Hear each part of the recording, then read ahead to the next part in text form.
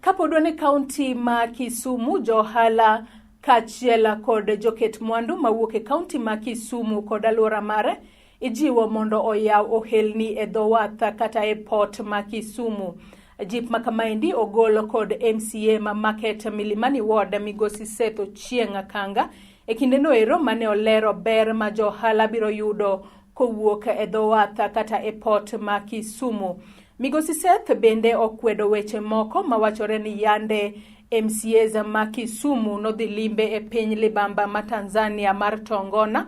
Okowacho ni limbe makamano nen mar nono kaka jodak ma Kisumu nyalo keto mwandu kod ohelni kachiel kod loso tudruok e yor ohala kod wuoth e kind piny Kenya kod piny libamba ma Tanzania kokalo e nam Lolwe kata Lake Victoria. Wan wakwayo kaka sana an ma port go ni awardwa kendo the port maduong' ni awardwa ni wakdwaro ni raia ma Kisumu kata jo ohala kata joket mwandu mondo bi o invest e port ma Kisumu nikech nwaneno kata kewe transport nwayudo gik miluongo ni yacht mi idha ma jopiny okete mwandu gi tinyiewo to ringa gi ji e port to ji chiemo ji chamo kata rech to ji duogo mane port kanyo to gino o empower kata watali welo mobiro idho yacht go to job kanyo yude pesa joma uso chiemo uso iye joma timo